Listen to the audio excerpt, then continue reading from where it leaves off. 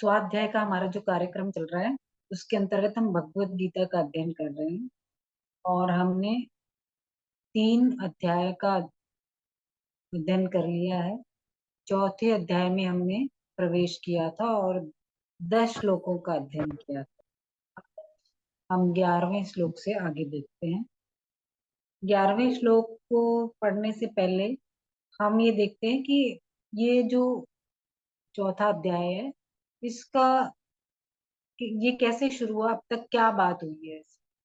तो जब भगवान ने ये बोला अर्जुन को कि ये जो अविनाशी योग है मैंने सूर्य से कहा था, और सूर्य ने अपने पुत्र वैवस्वत से मनु से कहा था, और मनु ने फिर अपने पुत्र राजा इक्ष्वाकु से कहा था।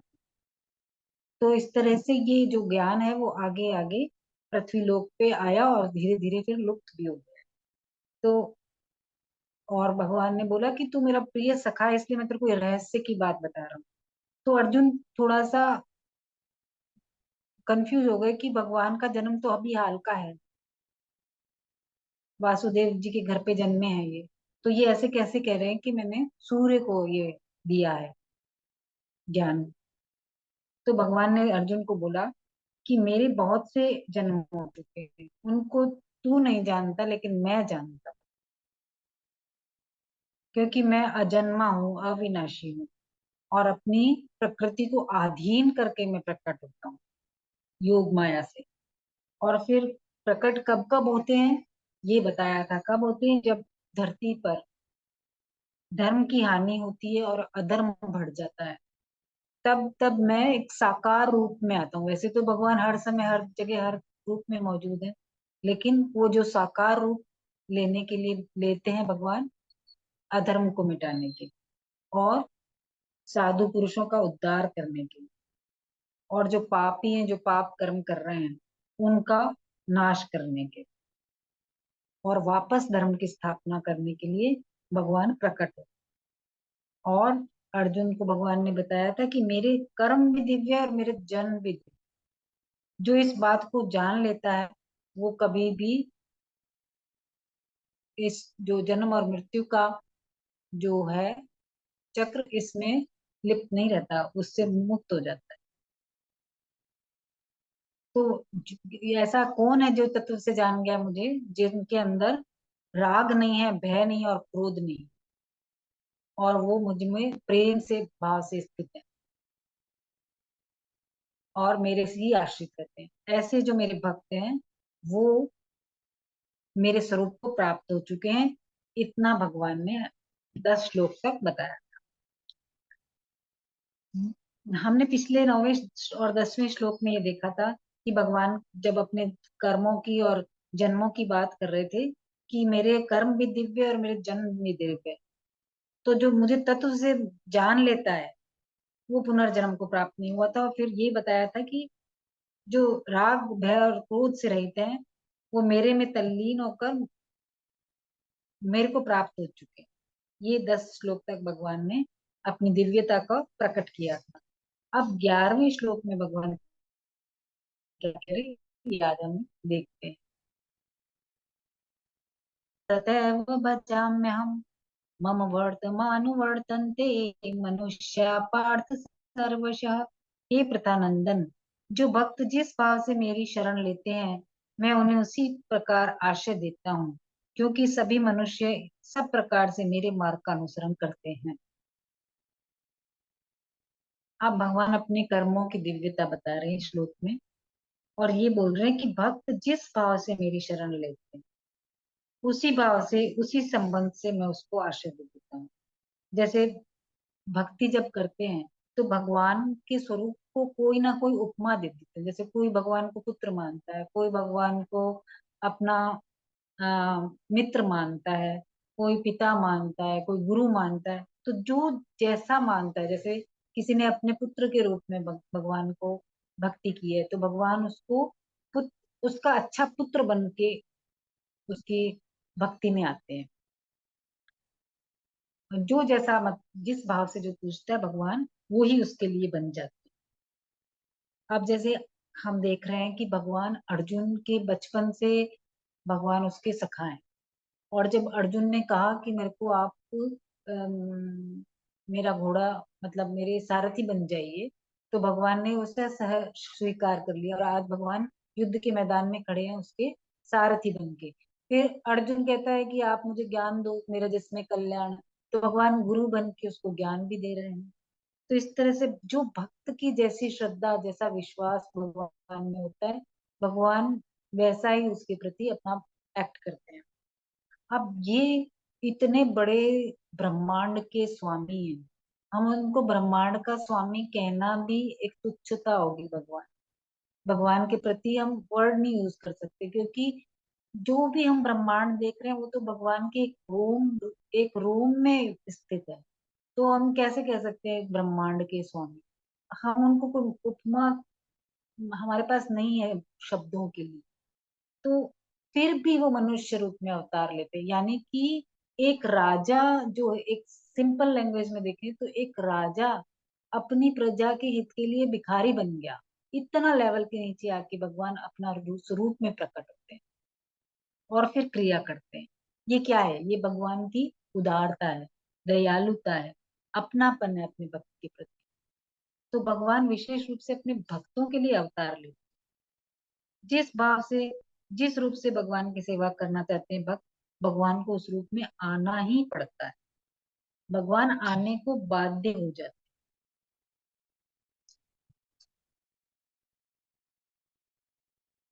ये कह रहे हैं कि क्योंकि सभी मनुष्य सब प्रकार से मेरे मार्ग का अनुसरण करते हैं। समाज में भी हम देखते हैं कि जो श्रेष्ठ पुरुष हैं वो जैसा आचरण करते हैं समाज में, उसी तरह के आचरण का ज्यादा बोलबाला हो जाता है, वो ही ज्यादा दिखाई देने लग जाता है। तो जो आदर्श पुरुष जैसा आचरण आचरण करते हैं दूसरे लोग वैसा ही करने लग जाते हैं, तो भगवान तो श्रेष्ठों के भी श्रेष्ठ हैं। तो जो वो मार्ग दिखाएंगे लोगों को, तो जो मनुष्य हैं वो उनके मार्ग का अनुसरण करेंगे। और जो साधक है वो भगवान से जिस प्रकार का संबंध बांधता है और भगवान उससे वैसा ही संबंध बनाने को तैयार है।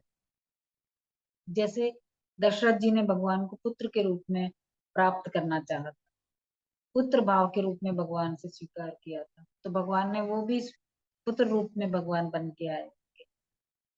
ऐसा कहते हैं कि जो ये मनु थे, ये ये बहुत विद्वान थे, सब कुछ था, लेकिन इनमें वैराग्य नहीं आ पा रहा।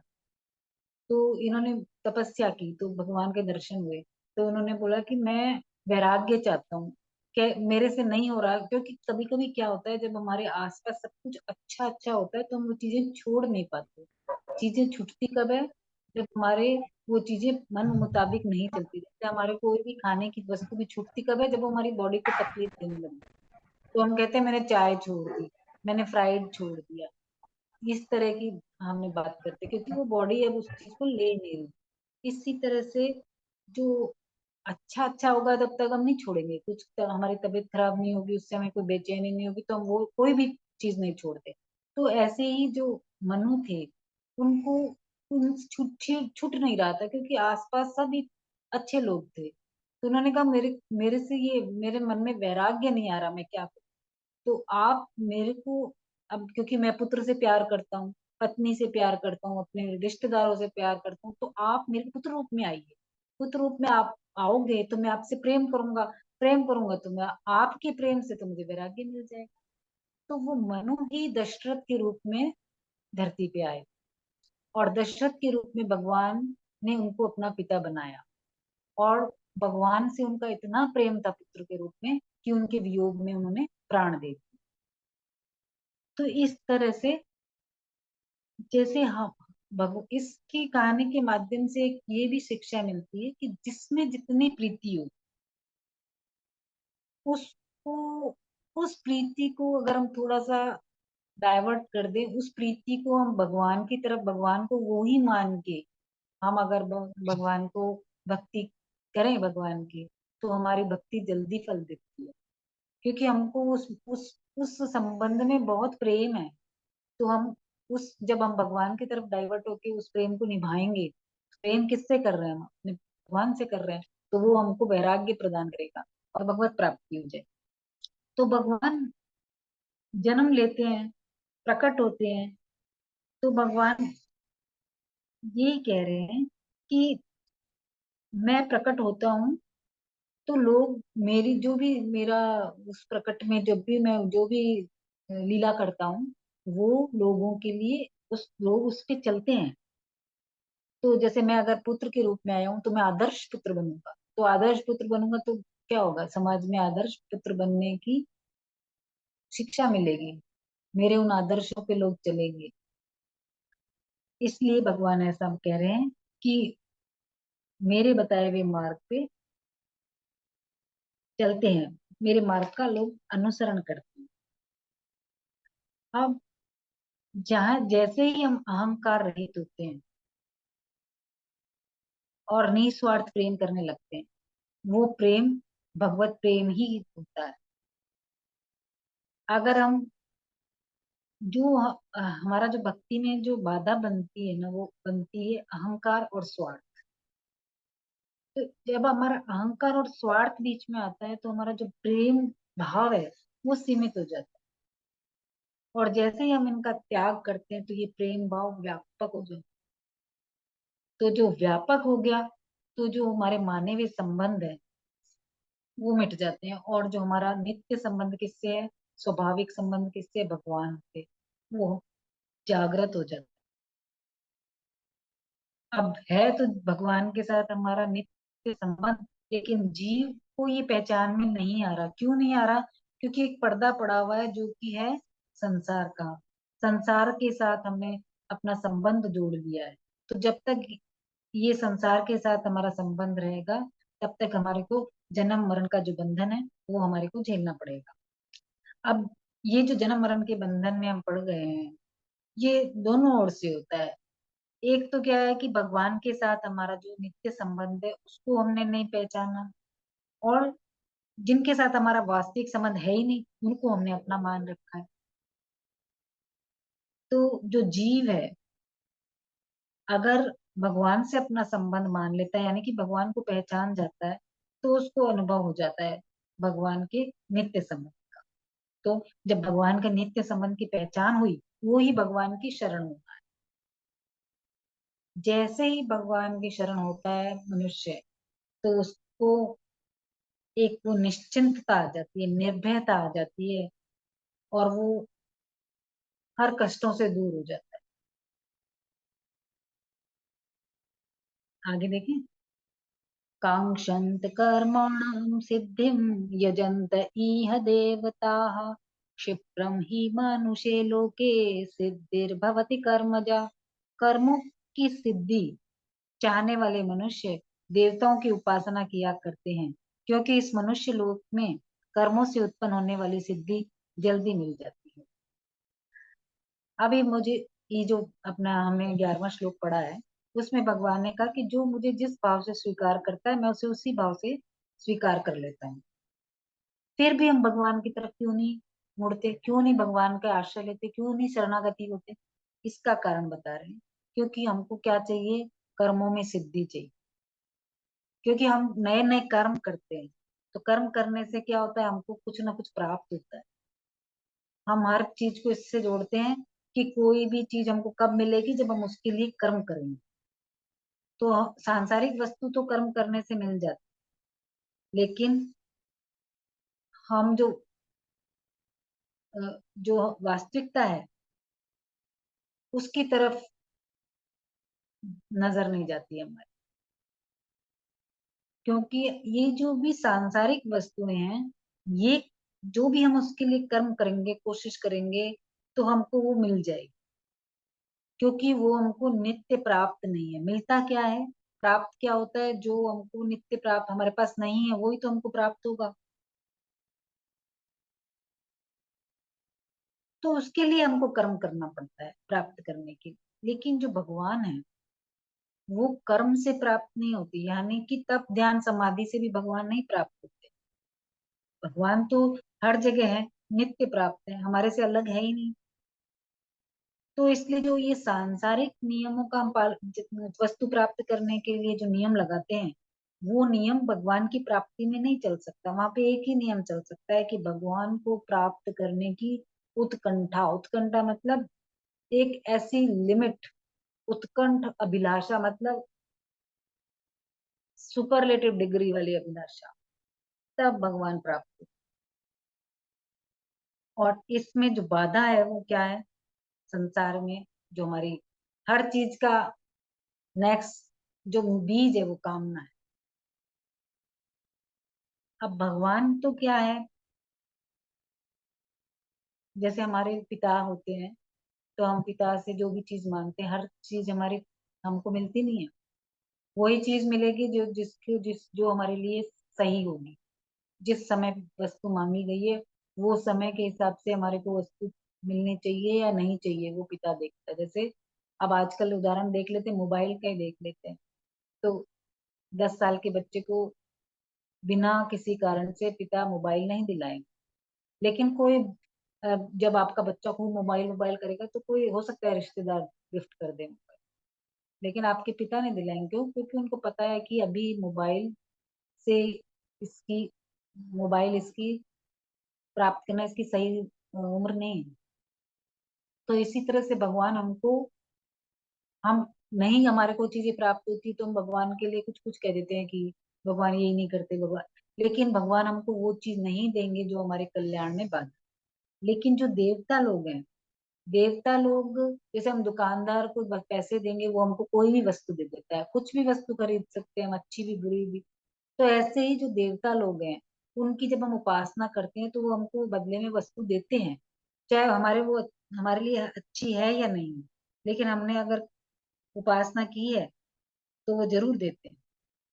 वो हमारे हित का विचार नहीं करते, हमारी इच्छित वस्तु हमको दे देते हैं। लेकिन जो भगवान है, जिसको हम परम पिता कहते हैं, तो वो भक्तों को अपनी इच्छा से वो ही वस्तु देते हैं जिसमें उनका परम हित हो।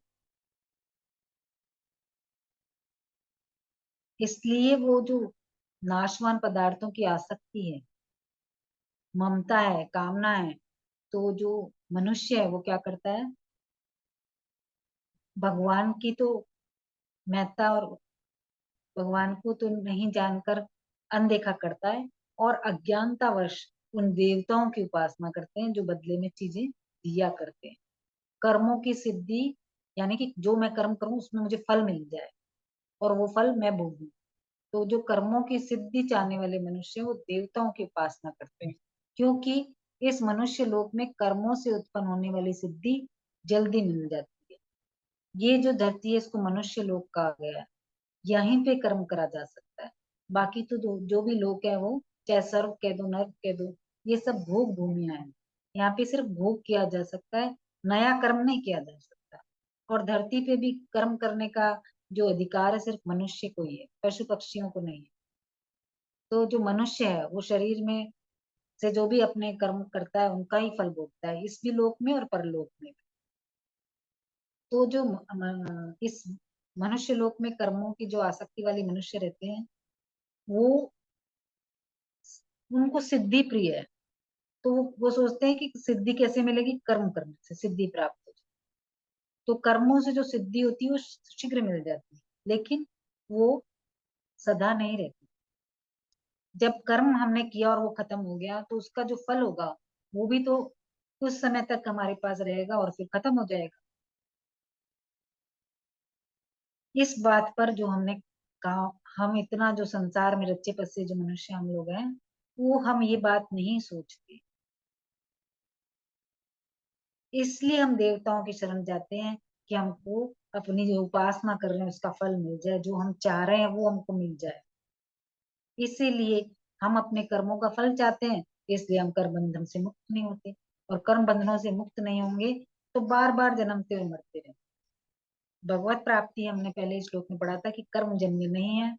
ये भगवत प्राप्ति हमारे को सिर्फ भगवान के प्रति जो पाने की अभिलाषा है, उत्कंठा है, उसी से प्राप्त होती है।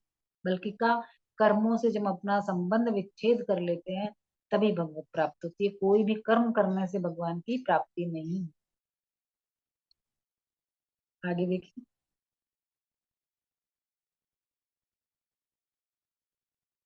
चातुर्वर्ण्यं मया सृष्टं गुणकर्म विभागशः तस्य कर्तारमपि मां विद्ये कर्तारमव्ययम् न मां कर्माणि लिम्पन्ति न मे कर्मफले स्पृहा इति मां योऽभिजानाति कर्मभिर्न सबध्यते।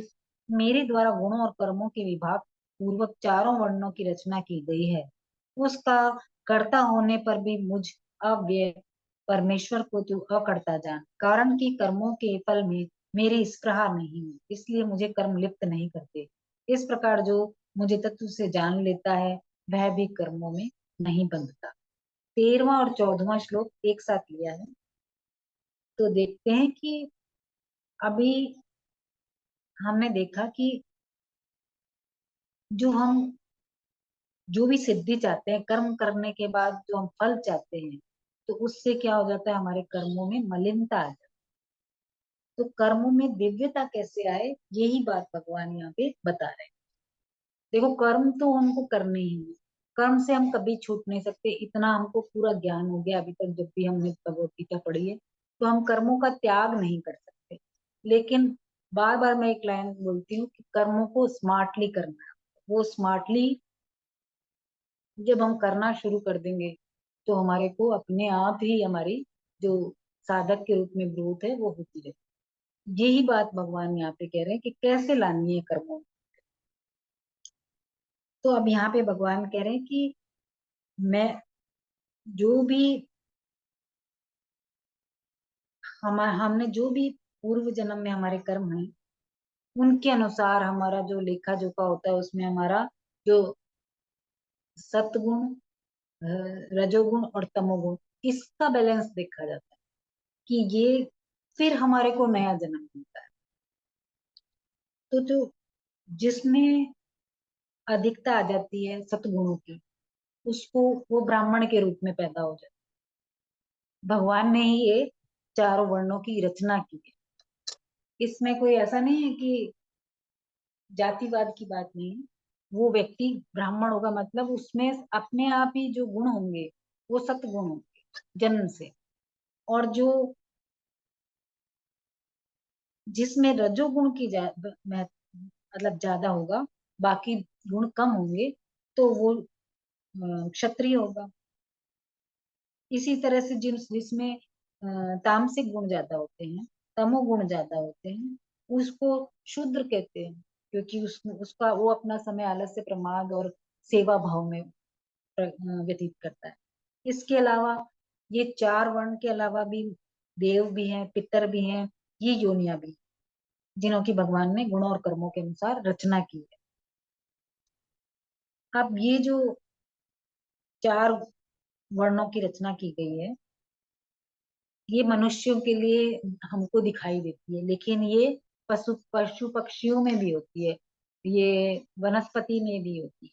जैसे पक्षियों में क्या बताया गया है कि जो कबूतर है वो ब्राह्मण है, और क्षत्रिय बाज को बताया है। चील वैश्य और कौवा शूद्र है। और जो वृक्षों में पीपल को ब्राह्मण बताया है, नीम को क्षत्रिय, इमली को वैश्य और कीकर यानी बबूल को शूद्र बताया। अब इनको थोड़ी पता है कि हम इस कौन से वर्ण के हैं, और हमको भी वो नहीं बता सकते कि मेरा वर्ण ये है। तो इसको ये सिर्फ हम मनुष्य तक ही सीमित रखते हैं। मनुष्य तक ही समझ लेना, में तक का ही बहुत हो जाएगा समझना, क्योंकि कर्म को समझने का अधिकार सिर्फ मनुष्य को है। तो भगवान कह रहे हैं कि ये चारों वर्णों की रचना मैंने की है। इसमें मतलब है कि तू ये इसका भगवान का भाव ये है कि एक तो ये मेरे अंश हैं, और दूसरे मैं प्राणियों के लिए सूर्यदेव हूँ, इसलिए मैं सदा उनके हित को देखता हूँ। इसके विपरीत जो देवता हैं, वो न तो मनुष्य उसका अंश है, और न ही देवता उसके सूर्यदेव हैं, मतलब उसके लिए अच्छा सोचते हैं, ऐसा भी नहीं। फिर कह रहे हैं उसका कर्ता होने पर भी मुझे अव्यय परमेश्वर को तू अकर्ता जा। अपने आप को अकर्ता बता रहे हैं। क्यों? क्योंकि भगवान ने सृष्टि की रचना की है, पालन करते हैं, उसका संहार करते हैं, फिर भी कर्मों में उनकी कोई रुचि नहीं है कि मेरे को कोई इस कर्म का भाव है कि मैं इस कर्म में लिप्त नहीं होते, निर्लिप्त रहते हैं, इसलिए उनको अकर्ता का भाव रहता है। अब भगवान ही सृष्टि की रचना करते हैं और भगवान से ही सृष्टि की रचना की है। जैसे मिट्टी का घड़ा बना तो दो वस्तु है, एक तो है मिट्टी, एक है जो कुम्हार बना रहा है। दो जनों की जरूरत है, बनाने वाले की और सामग्री की। लेकिन यहाँ तो भगवान ही सामग्री है, भगवान ही बनाने वाले हैं, तो भगवान में फिर भी कर्तापन नहीं है। और अब जब भगवान ने ही बनाया है, भगवान से ही बनी है सारी सृष्टि, तो फिर भगवान इसमें कुछ भी इन्वॉल्व नहीं है और भगवान का कुछ भी खर्च नहीं होता है इसमें। हम लास्ट में पढ़ते हैं ना, पूर्णमद पूर्णमिदम पूर्णात पूर्णमुदच्यते, तो भगवान का तो कुछ भी इसमें कमी नहीं आई, इसलिए भगवान को अव्यय कहते हैं। इसी तरह से हम भगवान का अंश हैं, तो हम भी क्या हो गए? अव्यय हो गए। अगर हम विचार करें कि जो भी हमारा शरीर है और जो संसार की जो भी वस्तु है वो संसार से मिली, तो हमको कहाँ लगाना है? संसार में। तो हमारा क्या खर्चा होगा? संसार से मिली है, संसार में लगा दी। और यदि हम अपना शरीर लगाते हैं, इंद्रिय मन बुद्धि भी लगाते हैं, तो ये भी तो संसारी प्रकृति ने हमको दिए। तो फिर हमको अपनी मानकर क्यों क्यों हमको ऐसे महसूस करना है कि हम हमारा खर्चा हो रहा है, हमारी कुछ चीज कमी हो रही है, ऐसा अनुभव क्यों करना है?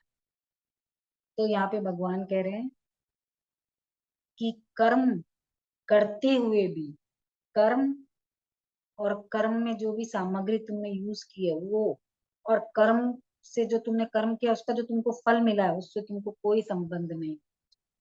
ये ही सोचना कर्मों की दिव्यता है। फिर भगवान कह रहे हैं कि कर्मों के फल में मेरी स्पृहा नहीं है, इसलिए मुझे कर्म लिप्त नहीं करते। भगवान ने पूरी सृष्टि की रचना की है, फिर भी भगवान का उनसे कोई संबंध, कोई भी कर्म से उनका कोई ऐसा नहीं कि ये कर्म मेरे को बहुत पसंद है और ये कर्म मुझे पसंद नहीं। और फिर जब कर्म कर अपने लिए कर्म का ही नहीं, अपने आप को कर्म करने वाला ही नहीं मान रहे, तो कर्म की फल की भी कोई आशा नहीं है। और कर्म फल में कोई भी अ, आसक्ति नहीं है, कामना नहीं है, इसलिए भगवान कह रहे हैं कि मैं कर्म भगवान को लिप्त नहीं करते। जो भी वस्तु है संसार उत्पन्न हुई है और विनाश हुई, तो भगवान कहते हैं कि मेरी इस कर्म फल में कोई स्पृहा नहीं है, ऐसी तुम्हारी भी नहीं इच्छा हो। स्पृहा मतलब होता है कि ऐस वस्तु की चाहना, ऐसे कि हम इसके बिना रह ही नहीं सकते अपने जीवन जीने के लिए, उस भावना को स्पृहा कहा जाता है। तो भगवान कहते हैं कि मेरी तो कर्म फल में कि मैं ही लूं ये कर्म फल, ऐसी मेरी कोई भावना नहीं है। ऐसी ही तुम्हारी भी होनी चाहिए कि कर्म फल तुम ही लो, कोई भी कर्म करके तुम उस कर्म फल के भोगी बनो, ये नहीं होना चाहिए। तो जब तुम ऐसा करोगे कि तुम्हारे कर्म फल में कोई स्पृहा नहीं रहे, तो इससे जो भी तुम कर्म करोगे उससे तुम बंधोगे नहीं। तो इस प्रकार जो मुझे तत्व से जान लेता है वह कर्मों से नहीं बनता। तो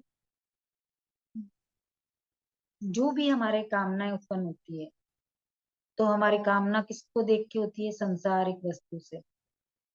भगवान से नहीं होती कामना, कोई भगवान की तरफ कामना नहीं जाएगी हमें। भगवान को प्राप्त करने का उद्देश्य होता है, कामना नहीं।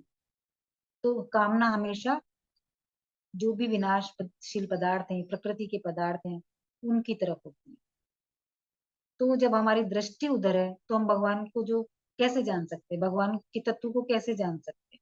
लेकिन जब अब कामनाएं मिटेगी, अंतःकरण शुद्ध होगा, तो अपने आप ही दृष्टि भगवान की तरफ चली जाएगी। और भगवान की तरफ दृष्टि जाने पर मनुष्य ये जान लेता है कि जो मेरा सबसे ज्यादा हित चाहता है वो कौन चाहता है? भगवान।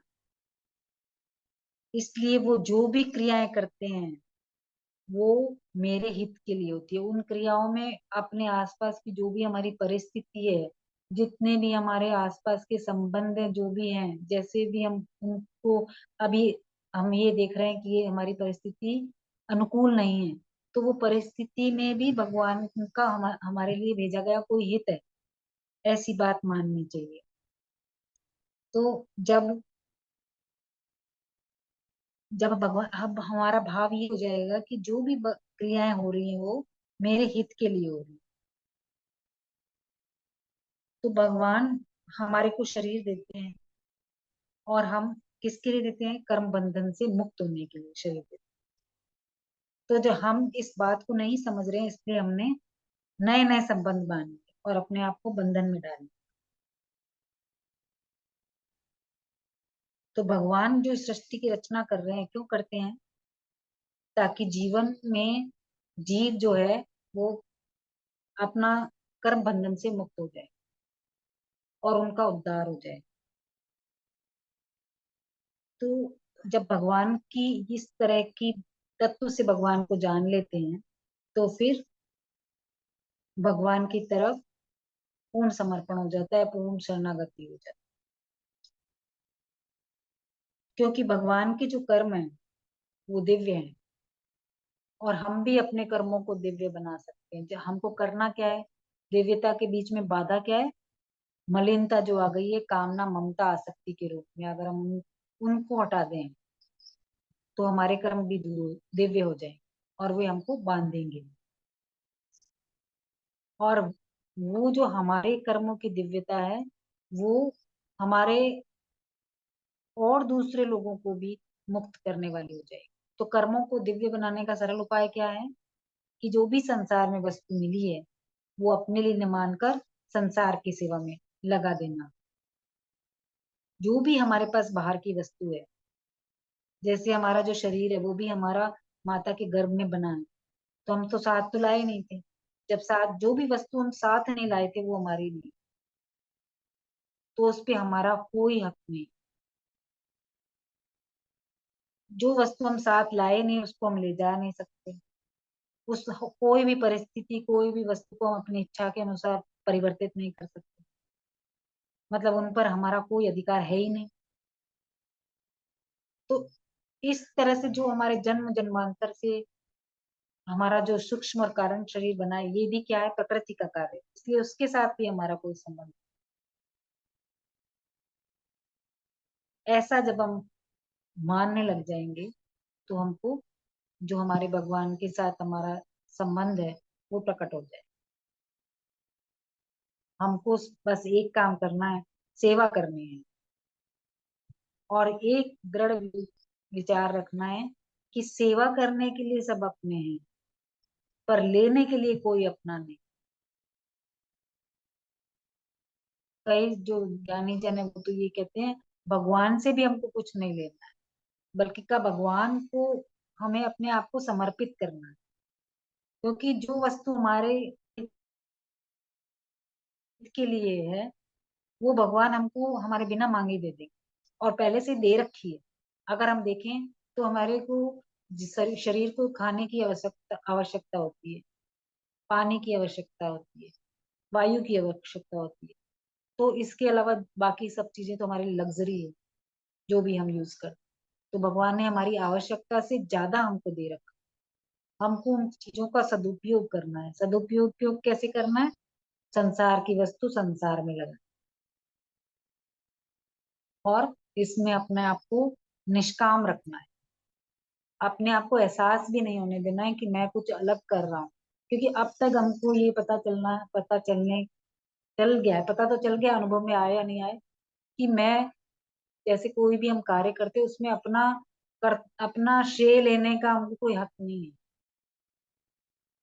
एवं ज्ञात्वा कृतं कर्म पूर्वैरपि मुमुक्षुभिः पूर्वकर्मेव तस्मात् त्वं पूर्वे पूर्वतरं कृतं।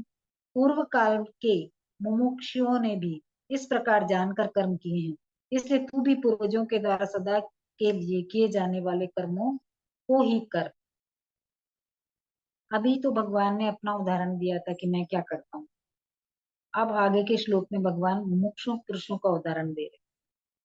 तो अर्जुन को कह रहे हैं कि जैसे उन्होंने किया है, मुमुक्षुओं ने जो भी कर्म किए हैं निष्काम पूर्वक, तू भी अपना कर्तव्य कर्म उसी तरह से कर।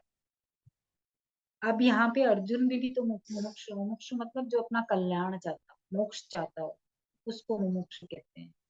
लेकिन अब जो भी उनके सामने युद्ध रूपी कर्तव्य कर्म आया है, उसमें उनको अपना कल्याण नहीं दिख रहा, उसको वो त्यागना चाहते हैं। उसको ये कह रहे हैं कि आप मुझे घोर कर्म में क्यों। तो इसलिए भगवान यहाँ पे इन मुमुक्षुओं का उदाहरण देके कह रहे हैं कि जैसे उन्होंने भी अपने कर्तव्य कर्मों का पालन किया है और कल्याण की प्राप्ति की है, इसके लिए तुम्हें भी अपना कर्तव्य पालन करना चाहिए। और हमने पिछले अध्याय अभी हमने देखा था कि भगवान ने दूसरे श्लोक में देखा था कि भगवान ने उदाहरण भी दिया था कि विवस्वान मनु और इक्ष्वाकु ने इसी तरह से कल्याण प्राप्त किया है। तो भगवान कहते हैं कि जो मुमुक्षु है उन्होंने भी कर्म योग का जो तत्व है उसको जानकर ही कर्म किया। इसलिए जब हमको भगवान को प्राप्त करना या मोक्ष प्राप्त करने की जो इच्छा जागृत होती है, तो हमको कर्तव्य कर्म करना त्यागना नहीं है, बल्कि का उन कर्तव्य कर्मों को निष्काम पूर्वक करना है। यानी कि ये कर्म योग का तत्व हुआ कि हमको हर समय योग में स्थित होकर कर्म करना है, और योग करते समय योग में स्थित रहते हुए कर्म करना। कर्म किसके लिए हुआ? संसार के लिए। और योग किसके लिए रह गया? अपने। तो कर्मों को करना और नहीं करना, ये दो अवस्था होती है। तो जब हम कर्मों को में कर लगते हैं तो उसको कहते हैं प्रवृत्ति, और जब कर्मों को से निकलते हैं, दूर होते हैं, तो उसको कहते हैं निवृत्ति। अब ये जो है, इन दोनों से ऊंचा उठना, ये होती है पूर्ण निवृत्ति। अब यहाँ पे भगवान कह रहे हैं, इसलिए तू भी पूर्वजों के द्वारा सदा के लिए किए जाने वाले कर्मों को ही कर। कि तू अगर अपना कल्याण चाहता है, मोक्ष चाहता है, तो तू जैसे अन्य मैंने जो उदाहरण दिए हैं, या और जो मुमुक्षु लोग हैं जिन्होंने लोक हित में कार्य किया है, ऐसे तू भी संसार के हित में कार्य कर। और जब तू ये ऐसा करेगा, जब तेरे सारे कर्म केवल दूसरों के हित के लिए हो जाएंगे, तो तेरा कर्मों के साथ कोई संबंध नहीं रहेगा। और कर्मों से जब संबंध विच्छेद हो गया, तो बचा क्या? योग। यानी कि परमात्मा के साथ जो हमारी नित्य संबंध है उसका अनुभव हो जाएगा, क्योंकि संबंध तो पहले से ही है। अनुभव तो उस चीज का होता है ना जो पहले से विद्यमान। तो अनुभव हमको उस संबंध का हो जाए। आगे देखो, किम कर्मेति कवयोप्यत्र मोहिताः तत्ते कर्म पर प्रवक्ष्यामि यज्ञात्वा मोक्षसे शुभात्। कर्म क्या है, अकर्म क्या है, इस प्रकार इस विषय में विद्वान भी मोहित हो जाते हैं। अतः वह कर्म तत्व मैं तुम्हें भली भांति कहूंगा, जिसको जानकर तू अशुभ से मुक्त हो जाएगा। यहाँ पे भगवान कर्मों को तत्व से जानने की बात का आरंभ करते हैं। तो भगवान कह रहे हैं कर्म क्या है। जैसे हम कर्म किसको मान लेते हैं कि जब हम एक्टिवली कोई काम कर रहे हैं, कोई हम हाथ पैर से कुछ काम कर रहे हैं, तो हम मान लेते हैं कि ये कर्म। और जब हम अपने इंद्रियों से कोई काम नहीं कर रहे, कर्म इंद्रियों से कोई काम नहीं कर रहे, तो हम मान लेते हैं कि हम अभी कर्म नहीं कर रहे। लेकिन भगवान यहाँ पे शरीर, वाणी और मन के द्वारा होने वाली क्रिया को कर्म मानते हैं। तो जो हमारा भाव बदल जाएगा, तो कर्म का स्वरूप भी बदल जाएगा। जैसे कर्म सात्विक दिखता हुआ भी कई बार राजस और तामस होता है। जैसे हम किसी को आरती पूजा करते हुए देखते हैं, तो हमको लगता है बहुत सात्विक विचार वाला या सात्विक व्यक्ति है। लेकिन हम ये नहीं जानते कि वो ये क्यों कर रहा है। कई बार हमारा कोई ना कोई मंशा होती है, मतलब हमारी कोई ना कोई इच्छा होती है कि ये मुझे प्राप्त हो जाए, उसके लिए भी हम कर्म करते हैं, भगवान की उपासना करते हैं। तो वो दिखने में तो सात्विक है, लेकिन हो कैसे गया, राजस। तो भाव से हमारे कर्म की संज्ञा बदल जाती है। और अगर हमने कोई किसी के नाश के लिए कोई ऐसी कामना करते हुए कोई देवी पूजा कर रहे हैं या कुछ ऐसी अनुष्ठान कर रहे हैं, तो कहलाएगा तामस। इसी तरह से यदि जो भी करता है, जो कर्म कर रहा है, उसमें फल की इच्छा नहीं है, फल के प्रति आसक्ति नहीं है, तो उसके जो भी कर्म कर रहा है अकर्म हो जाते हैं। अकर्म मतलब वो उसको बांधते नहीं है। कर्म का जो फल होगा उसके प्रति उसकी कोई रुचि नहीं है, तो बांधेगा कैसे, बांधता नहीं। इसका मतलब यह है कि केवल बाहरी क्रिया करें या ना करें, इससे ये कौन सा कर्म है या कर्म है या विकर्म है इसका पता नहीं चलता। इससे बड़े बड़े जो ज्ञानी हुए हैं वो भी मोहित हो जाते हैं। वो भी निर्णय नहीं कर पाते कि ये यथार्थ क्या है। जिस क्रिया को कर्म मानते हो, कर्म हो भी सकता है और नहीं भी हो सकता। वो कर्म अकर्म भी हो सकता है और विकर्म भी हो सकता है। तो भगवान क्या कह रहे हैं, वास्तविक कर्म क्या है, वह क्यों बांधता है, और इससे कैसे तरह मुक्त हो जाएगा, इसका मैं तेरे को विवेचन करूंगा, जिससे कि तू कर्म करते हुए भी बंधेगा। अगर कोई भी कर्म करने में हमारी फल इच्छा है या हमारी आसक्ति है या उस कर्म के प्रति ममता है, तो कर्म नहीं हो रहा, वो कर्मों में हम लिप्त हो रहे। अगर वो नहीं है तो कर्मों से हम निर्लिप्त हो रहे। तो कर्मों में लिप्त निर्लिप्त है तो कर्म करना और नहीं करना दोनों या कर्म है। मतलब हमारा कोई भी कर्म करने के पीछे हमारा स्वार्थ बुद्धि नहीं है, तो कर्म अकर्म हो गया। तो ये दो भेद बताए हैं भगवान ने कि कर्म क्या है, अकर्म क्या है। फिर कह रहे हैं कि इस प्रकार इस विषय में विद्वान भी मोहित हो जाते हैं। जैसे मैंने बताया कि कर्म को पता नहीं चलता कि ये कर्म कौन सा कर्म है, ये कर्म अकर्म है या ये कर्म विकर्म है, ये पता नहीं चलता। इससे बड़े बड़े विद्वान भी मोहित हो जाते हैं, वो भी ये निर्णय नहीं कर पाते।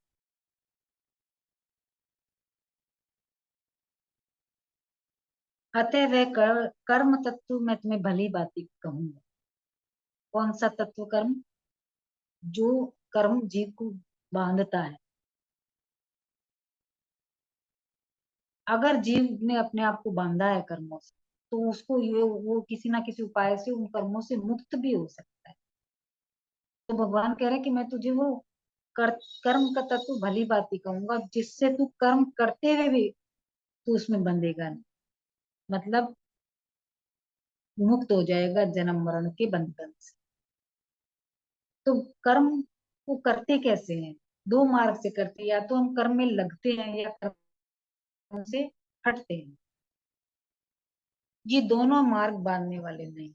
लेकिन बांधती क्या है, हम बार बार इस चीज को रिपीट कर रहे हैं कि बांधती क्या है, बांधती हमारी ममता, आसक्ति, कामना, ये हमको बांधती है। अगर ये नहीं होगा तो हम वैसे ही मुक्त हैं। यही कर्म तत्व को समझना है। अभी हमने दूसरे अध्याय में पढ़ा था कि भगवान कह रहे हैं कि कर्मों में योग ही कुशलता है। ऐसा कहकर भगवान ने कर्म तत्व बताया। उनका उपाय क्या बताया था, योग बताया था। योग मतलब समता।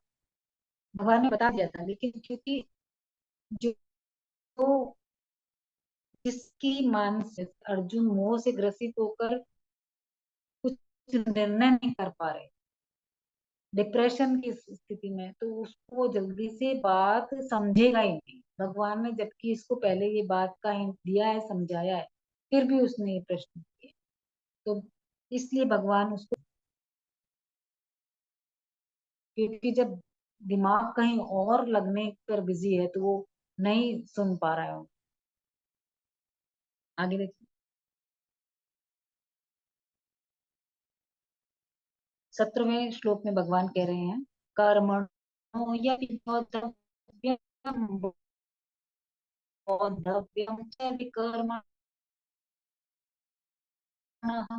अकर्मणश्च बौद्धव्यं ज्ञानकर्मणो गतिः। अब भगवान यहाँ पे कह रहे हैं कि कर्म का तत्व भी जानना चाहिए, क्योंकि कर्म की गति गहन है। अब कर्मों के तत्व को जानने की प्रेरणा दे रहे हैं यहाँ पे भगवान। कैसे कर्म करना चाहिए, तो कर्म करते हुए निर्लिप्त रहना, ये कर्म को तत्व से जानना।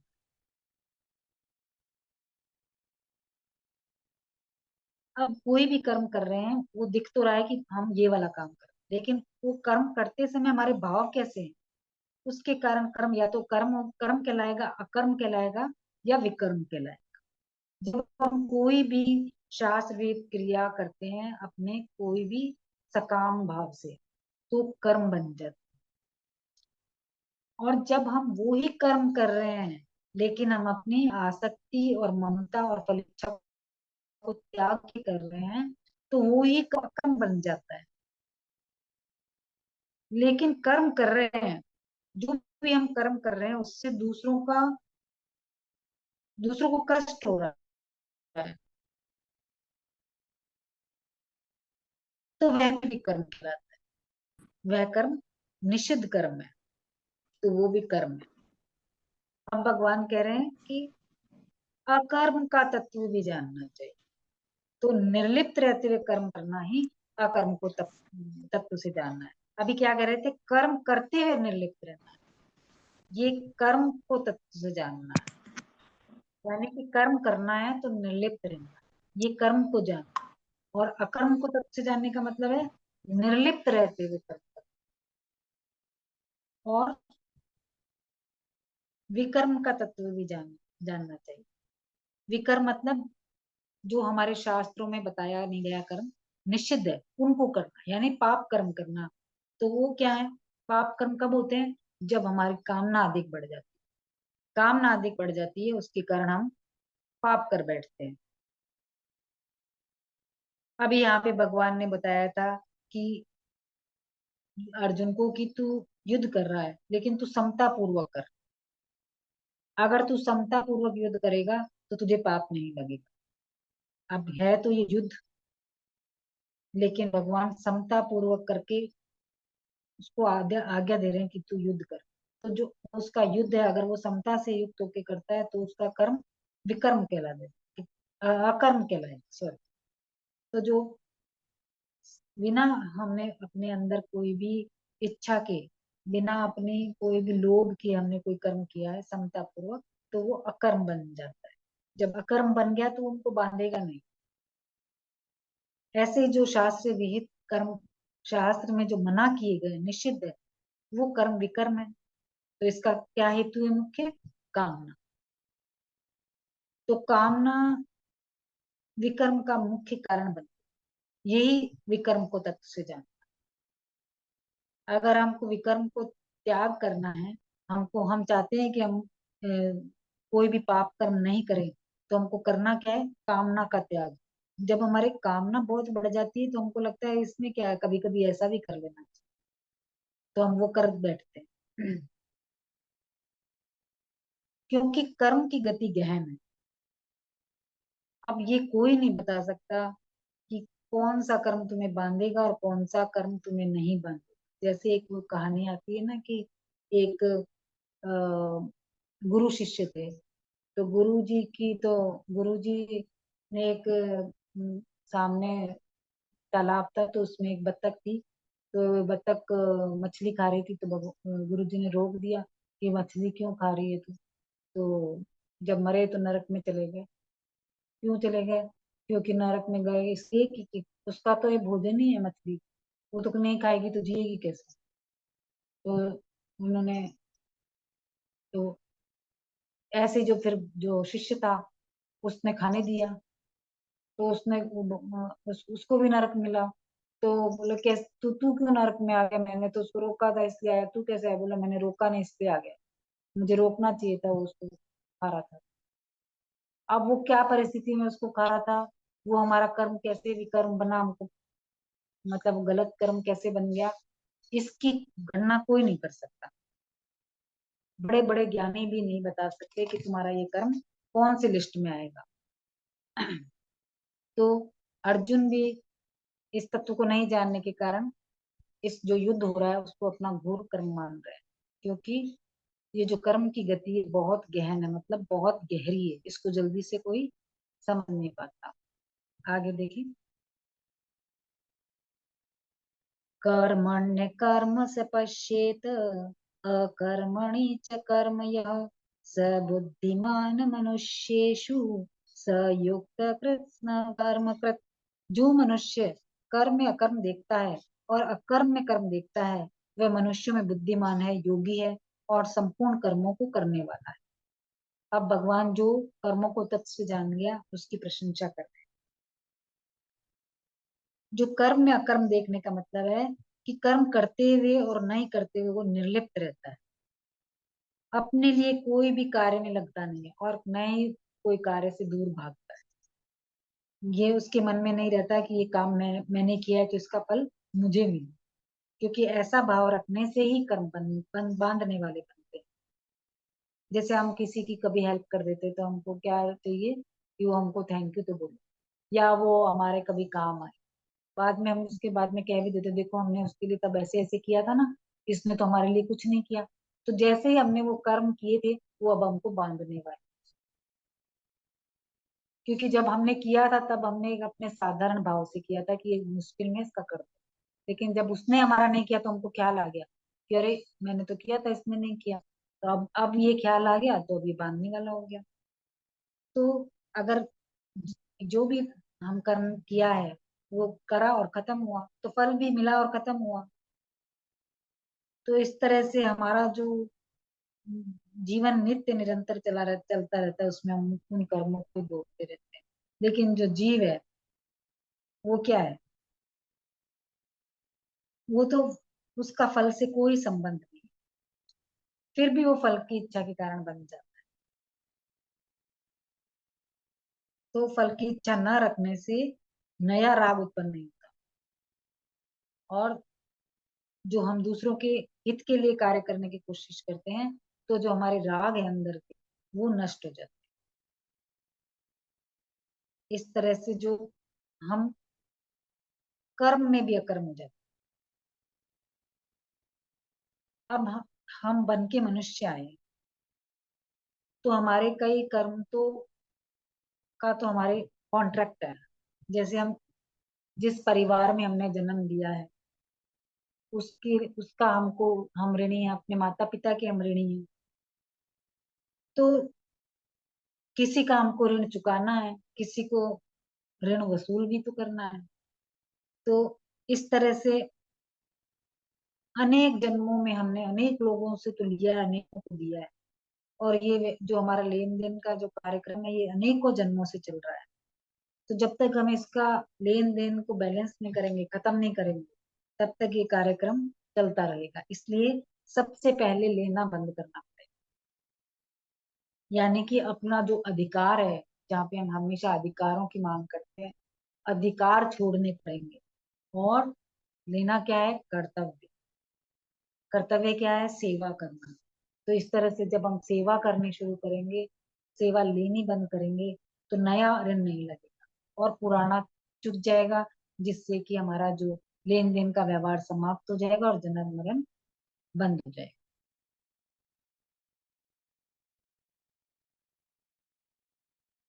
जो अकर्म में कर्म देखता है, अकर्म में कर्म देखने का मतलब है कि निर्लिप्त रहते हुए कर्म करना या नहीं करना।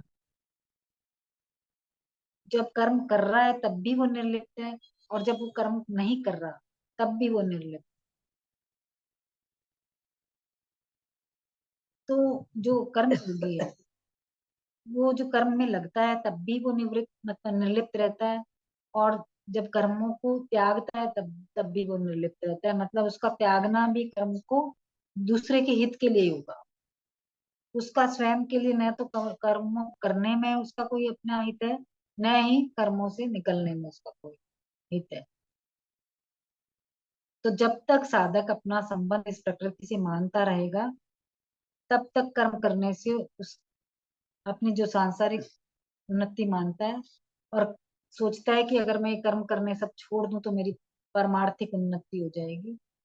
लेकिन चाहे कर्मों में हम लग रहे हैं या नहीं लग रहे हैं, ये सब प्रकृति के काम। जैसे हम चल रहे फिर रहे उठ रहे बैठ रहे जो भी क्रियाएं कर रहे हैं, ये क्रिया है। ऐसे ही हम चाहे चिंतन कर रहे हैं, ध्यान कर रहे हैं, एकांत में बैठे हैं, फिर भी हमारी शरीर की सूक्ष्म क्रियाएं तो चल रही है। और समाधि में भी है तब भी कोई शरीर ही तो काम कर रहा है, कारण शरीर काम कर रहा है। इसलिए निर्लिप्त रहते हुए दूसरों के लिए कर्म करना ही अकर्म है। अकर्म में कर्म।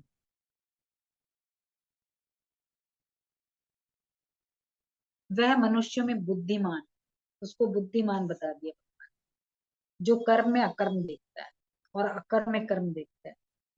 मतलब हमेशा निर्लिप्त रहता है, लेकिन वास्तव में तत्व को जानता है। उसको भगवान ने बुद्धिमान बताया और उसको योगी भी बताया, क्योंकि वो क्या है, सिद्धि और असिद्धि में सम है। कर्म फल उसको मिले तब भी कोई बात नहीं, और ना मिले तब भी कोई बात, उसमें कोई परिवर्तन नहीं आता, और उसको फल की इच्छा भी नहीं होती। उसमें एक समता रहती है। उसको ही योग कहते हैं, तो उसी को योगी कहते हैं। जो नित्य निरंतर एक समता में स्थित रहता है उसको योगी कहते हैं। तो भगवान कह रहे हैं कि जो प्राणी का मेरे से रिश्ता है वो नित्य है, लेकिन रिश्ता मान किससे लिया है? संसार से। रिश्ता उससे मानने के कारण मेरे से जो उसका योग है, उसको जड़ के साथ संबंध मानना ही भगवान को योग। तो भगवान का ये भाव है कि जिसने ये जान लिया है कि कर्म में अकर्म और अकर्म में कर्म दिख रहा है जिसको, वो ही, उसने ही वो तत्व पा लिया जो उसको प्राप्त करना चाहिए। भगवान ने उसको मनुष्य में बुद्धिमान और योगी बताया, और बताया संपूर्ण कर्मों को करने वाला। कुछ करते क्यों है? जब हमको कुछ पाना होता है इसलिए हम कुछ करते हैं। जब कुछ करना शेष ही नहीं रहता। कब नहीं रहता? जब पाने की कोई इच्छा ना हो, तब कुछ शेष नहीं रहता। तो जब हम कोई भी कर्म नाशवान पदार्थ के लिए करते हैं, तो उसका जो फल मिलेगा कर्म का, वो भी नाशवान होगा। तो जब तक नाशवान फल की इच्छा है तब तक कर्म करना समाप्त नहीं होगा। जब हम नाशवान से अपना संबंध छुड़ाकर अविनाशी परमात्मा रूपी फल की प्राप्ति के लिए हम लगेंगे, तो जब हमको वो फल की प्राप्ति होगी परमात्मा के रूप में, उस परमात्मा के तत्व के रूप में, तो जो हमारा कर्म है वो सदा के लिए समाप्त हो जाएगा। तो जो कर्म योगी है उसको तो न कर्म करने में और न कर्म नहीं करने में उसका कोई प्रयोजन नहीं। तो जो करना जानना और पाना कर्मयोगी के लिए शेष नहीं रहता, तो उसका इस अशुभ संसार से संबंध छूट जाता है। आगे क्या कहते हैं 19वें श्लोक में? यस्य सर्वे समारंभाः काम संकल्प वर्जिताः ज्ञानाग्नि दग्ध कर्माणं तमाहु पंडितम बुधाः। जिसके संपूर्ण कर्मों के आरंभ संकल्प और कामना से रहित हैं, तथा जिसके संपूर्ण कर्म ज्ञान रूपी अग्नि से जल गए हैं, उसको ज्ञानी जन भी बुद्धिमान कहते हैं, पंडित कहते हैं। अभी पिछले 2 श्लोकों में भगवान ने कर्म में अकर्म और अकर्म में कर्म को देखने वाले को, कर्मों का तत्व जानने वाला कर्मयोगी महापुरुष बताया। अब भगवान क्या कह रहे हैं कि वो पंडित है, ज्ञानी जन है, जो कि कामना से संकल्प से रहित है, और जिसके कर्म ज्ञान के कारण जल गए, खत्म हो गए। तो अब हम देखते हैं कि संकल्प होता क्या है। जब हम विषयों का बार बार चिंतन करते हैं, उनकी बार बार याद करते हैं, तो हमको उन विषयों में ये अच्छे हैं, ये मेरे काम आएंगे, ये मेरे उपयोगी है, इस तरह से जो हमारी बुद्धि का होना संकल्प कहलाता है। और जब हम ये जान सोचते हैं, विचार करते हैं कि ये चीज मेरे लिए अच्छी नहीं है, हानिकारक, तो इसको कहते हैं, ऐसी बुद्धि का होना कहते हैं विकल्प। तो ये जो संकल्प और विकल्प है ये हमारी बुद्धि में है। जब संकल्प रहता है तब ये पदार्थ जो हमें अच्छे लग रहे हैं, कि जो जिनको हम अच्छा मान रहे हैं, वो अब हमको मिलने चाहिए। और हमारे होने चाहिए। इस तरह से उनको प्राप्त करने की जो इच्छा पैदा हो जाती है, उसी को कामना या काम कहते हैं।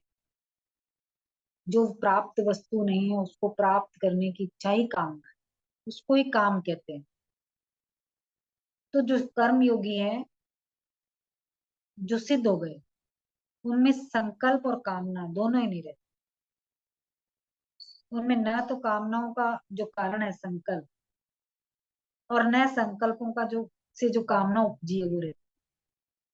उनके द्वारा फिर जो भी कर्म होंगे वो संकल्प और कामना से रहित होते हैं। जो ये संकल्प और कामना है, ये कर्म के बीज हैं। जब हम कोई भी कर्म करेंगे उनमें संकल्प और कामना नहीं होगी, तो वो कर्म हमारे अकर्म बन जाएंगे, यानी हमारे बांधने वाले नहीं रहेंगे। तो जो भी हम लोक हित में कार्य करते हैं, वो उनको करते हुए भी हमको निर्लिप्त रहना है। जैसे कि महापुरुष रहते, तो भगवत गीता हमेशा कामना का त्याग की बात करती है, और यहाँ पे संकल्प की त्याग की बात कर रही है।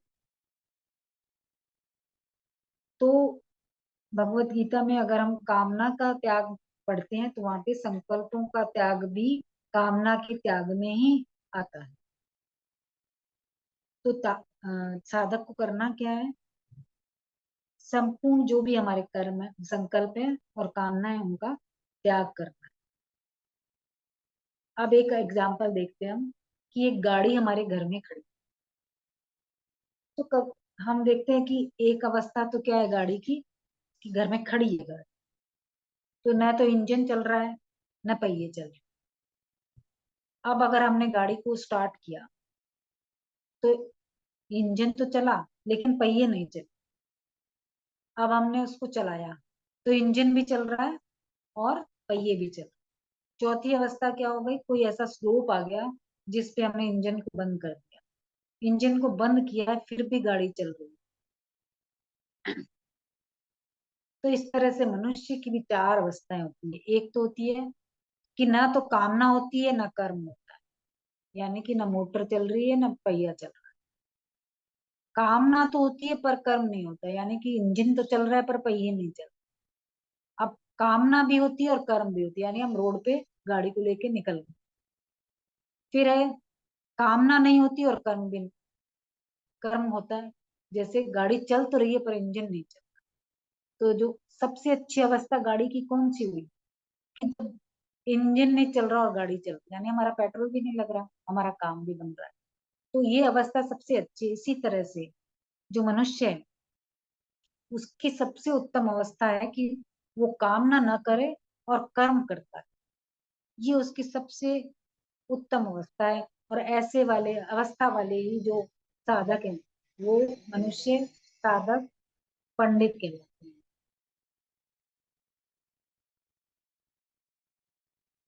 वो कर्मों का आरंभ क्यों करते हैं? सम रूप से, सम बुद्धि से करते हैं, और जो शास्त्र सम्मत होते हैं, उनके द्वारा किए गए कर्मों में किसी का भी अहित नहीं होता। और सबके सब, भगवान कह रहे हैं सबके सब कर्म और विकर्म, जिनके संपूर्ण कर्मों के आरंभ संकल्प और विकल्प से रहित है, और जिनके संपूर्ण कर्म, जो भी कर्म किया है, वो संकल्प और कामना से रहित होते हैं। सुबह उठने से लेके जो लास्ट सोने का वापस कार्य है, उनके बीच में जितने भी कार्य किए हैं, उनमें किसी भी कार्य में संकल्प और कामना नहीं है। फिर कह रहे हैं कि उसको, जिसके संपूर्ण कर्म ज्ञान रूपी अग्नि से जलते हैं। जो कर्म है उसका संबंध किससे हुआ? हमारा शरीर के साथ, क्योंकि कर्म कर रहे किससे? हम शरीर से कर। तो जो शरीर से हम कर्म किया है, तो कर्म का आरंभ भी किया और अंत भी किया है। लेकिन इसके साथ अगर हमारा स्वरूप नहीं जुड़ता है, तो स्वरूप ज्यों का त्यों रहता है। अगर हम अपने आप को कोई भी कर्म में अपने आप को लिप्त नहीं करेंगे, तो हमारे स्वयं पे उसका कोई असर नहीं पड़ेगा। इस तत्व को ठीक से जानना ही ज्ञान है। तो इस ज्ञान रूपी अग्नि से संपूर्ण कर्म भस्म हो जाते हैं, अर्थात भस्म होने से उनमें कर्म में हमको फल देने की क्षमता खत्म हो जाती है। उसको ज्ञानी जन भी पंडित कहते हैं। जो कर्मों का स्वरूप से त्याग करके परमात्मा में लगा हुआ है, उसको तो हम समझ सकते हैं कि ये परमात्मा में लगा हुआ है। लेकिन जो कर्म कर रहा है लेकिन वो कर्मों में लिप्त नहीं है, उसको कैसे समझे? वो समझ में नहीं आता। अब जो संसार में से तो त्याग के जो चला गया, बन गया, उसने सारा संसार त्याग दिया, सन्यासी हो गया, तो हमको उसकी महिमा गाएंगे, वो सन्यासी हो गया, वो सन्यासी हो गया। हम उसको बहुत बड़ा मानते हैं कि भाई उसने सारी दुनिया छोड़ के वो भगवत प्राप्ति के लिए निकल गया। लेकिन जो इस संसार में रह के निर्लिप्त रह के कार्य करते हैं, जो गृहस्थ जो होते हैं, अगर वो निर्लिप्त होकर कार्य करें, गृहस्थ में रह के भी, उसको कौन समझेगा? वो किसी गृहस्थ में रहते हुए कौन समझेगा? ये तो सारे काम तो कर रहे हैं, ये सुबह से रात तक अपने बच्चों का लगे रहते हैं, अपने कर्मों में, कभी कपड़े धो रहे हैं, कभी झाड़ू लगा रहे हैं, कभी किसी बच्चे को खाना दे रहे हैं, कभी उसको ये कर रहे हैं, इसी तरह से काम करते रहते हैं। लेकिन वो भीतर से निर्लिप्त है, कोई भी कार्य में वो बंधे हुए नहीं है। जैसे कीचड़ में कमल उगता है, लेकिन कमल कितना सुंदर फूल होता है और उसके पत्ते पर भी जल नहीं ठहर पाता। तो इसी तरह से मनुष्य को क्या करना है? इस संसार में रहते हुए कर्म करना है और निर्लिप्त होकर कर्म करना है। उसी को बुद्धिमान कहा है। उसको भगवान ने पंडित बोला है, बुद्धिमान बोला है यानी पंडित बोला है। आगे देखिए, त्यक्त्वा कर्म फलासंगम नित्य तृप्तो निराश्रयः कर्मण्यभिः प्रवृत्तोऽपि नैव किंचित करोति सः। जो कर्म और फल की आसक्ति का त्याग करके आश्रय से रहित और सदा तृप्त है, वह कर्मों में अच्छी तरह से लगा हुआ भी वास्तव में कुछ नहीं करता। अभी हम कह रहे हैं कि गृहस्थ में हमको नहीं पता चलता कि ये व्यक्ति कैसा है, निर्लिप्त है या लिप्त है संसार। तो अब वो जो उसका भाव क्या है कि जो भी ये सामग्री है भगवान, मतलब कई कई लोगों का तो ये है रूटीन रहता है कि वो जो भी काम कर रहे हैं वो भगवान के लिए कर रहे हैं। उनको नहाना है तो भगवान की आरती पूजा के लिए नहाना है, उनको भोजन पकाना है तो भोग लगाने के लिए भोजन पकाना है, भोजन में शुद्धता रखनी है तो भगवान को लगा रहे हैं भोग, इसलिए शुद्धता रखनी है। उनका अपना पर्सनल कुछ नहीं होता। और जो भी वो कर्म करते हैं उसको अपने लिए नहीं मानते, और ये नहीं मानते कि मैं ये करूंगा तो मुझे ये फल मिलेगा। तो जो कर्म योग से सिद्ध हो गए महापुरुष हैं, उनको ये जो प्रकृति के पदार्थ है उनसे संबंध विच्छेद का अनुभव हो जाता है। इसलिए जो कर्म करने की सामग्री है या कर्म है या कर्म से जो फल मिल रहा है उसमें उनकी कोई आसक्ति नहीं रहती। इसलिए वो कोई भी कर्म के फल का हेतु नहीं बनना चाहते। जैसे सेना है, वो युद्ध करती है, सेना युद्ध कर रही है, किसकी सेना है? किसी राजा की। फिर भी सेना युद्ध की इच्छा से करती है कि हमारी विजय हो, हम जीत जाएं। हम जीतेंगे तो कौन जीतेगा? राजा। प्रजा किसकी मानी गई है? राजा की। क्यों मानी गई है? क्योंकि राजा ही उसके जीवन का निर्वाह करता है, वो ही उसको युद्ध की सामग्री भी देता है, वो ही युद्ध की प्रेरणा भी देता है। तो इसी तरह से जो हमारी शरीर है, इंद्रिया, मन, बुद्धि जो भी है, उसके साथ संबंध जोड़ने से हम उसके कर्म के भागी हो जाते हैं। तो हमको करना क्या है? कर्म और कर्म के फल की आसक्ति का त्याग करना है और आश्रय से जब त्याग हो जाता है तो आश्रय से रहित हो जाता है। मतलब वो किसी भी देश काल परिस्थिति व्यक्ति वस्तु किसी के भी आश्रय नहीं होता, मतलब किसी का भी उसको सहारे की जरूरत नहीं है। उसको कोई भी धनी से धनी व्यक्ति उसके सामने आ जाए, कोई ताकतवर उसके सामने आ जाए, उसको किसी के आश्रय की जरूरत नहीं है, क्योंकि उसका आश्रय तो किसका है? भगवान का आश्रय, जिसके अंदर सारे आश्रय हैं। तो वो किसी को भी अपना आश्रय नहीं मानता। वो नित्य तृप्त है, क्योंकि उसने जब स्वरूप का ज्ञान हो गया है तो उसको सत का ज्ञान हो गया। तो सत में कोई अभाव ही नहीं है। सत में अभाव नहीं है तो तृप्ति रहेगा। जब हम किसी चीज की कमी का अनुभव करते हैं तभी हमें लेने का भाव आता है, तृप्ति नहीं आती। जैसे पेट भर गया तो खाना नहीं जाएगा, तृप्ति हो गई। ऐसे ही संसार से जो बंधन मुक्त हो गया है कर्मों को करते करते, वो तृप्त हो गया है, सदा तृप्त है। तो जो कर्मयोगी है निराश्रय है और संसार का आश्रय से उनको कोई लेना देना नहीं है, इसलिए वो उस नित्य तृप्ति का भी अनुभव करते हैं। क्योंकि उनको पता है कि जो मेरे को चाहिए वो इस संसार में नहीं है। तो संसार वाली चीज नहीं चाहिए तो तृप्ति है, अभाव है ही नहीं कुछ। वह कर्मों में अच्छी तरह से लगा हुआ भी वास्तव में कुछ नहीं करता। जो भी महापुरुष देखो, वो जो भी आप महापुरुष को देखोगे, आप बल्कि का उनको कर्मों को बहुत ही तत्परता से करते हुए देखोगे और पूरी अच्छी तरह से करते हुए देखोगे, लेकिन वो उनसे स्वतः होते हैं। अब उनकी कर्म के फल के प्रति उनकी कोई भी आसक्ति नहीं है, सिर्फ संसार के लिए। इसका मतलब है